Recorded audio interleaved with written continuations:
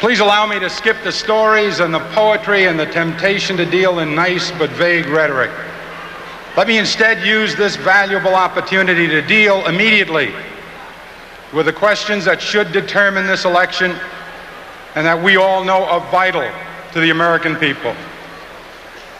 10 days ago, President Reagan admitted that although some people in this country seem to be doing well nowadays, others were unhappy, even worried about themselves, their families, and their futures.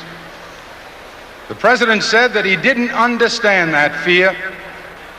He said, "Why, this country is a shining city on a hill." And the president is right.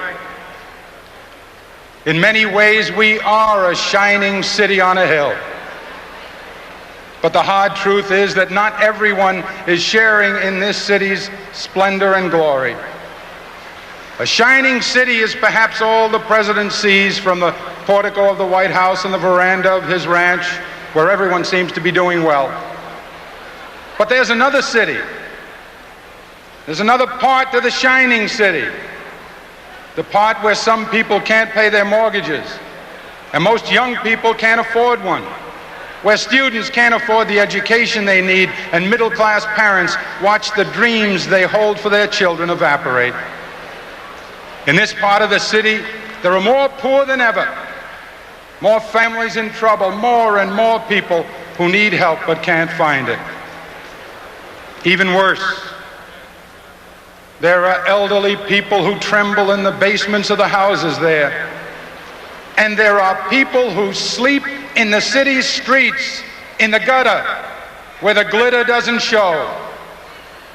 There are ghettos where thousands of young people without a job or an education give their lives away to drug dealers every day. There is despair, Mr. President, in the faces that you don't see, in the places that you don't visit, in your shining city. In fact, Mr. President, this is a nation. Mr. President, you ought to know that this nation is more a tale of two cities than it is just a shining city on a hill. Maybe, Mr. President, if you visited some more places, maybe if you went to Appalachia where some people still live in sheds, maybe if you went to Lackawanna where thousands of unemployed steel workers wonder why we subsidize foreign steel.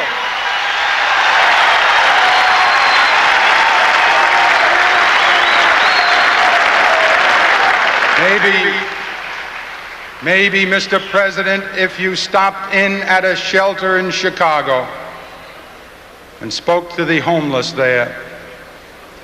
Maybe, Mr. President, if you asked a woman who had been denied the help she needed to feed her children because you said you needed the money for a tax break for a millionaire or for a missile we couldn't afford to use. Maybe, Mr. President, but I'm afraid not. Because the truth is, ladies and gentlemen, that this is how we were warned it would be.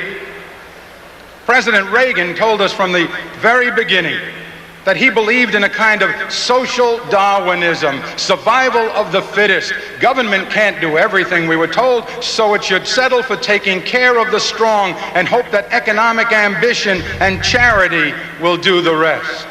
Make the rich richer, and what falls from the table will be enough for the middle class and those who are trying desperately to work their way into the middle class.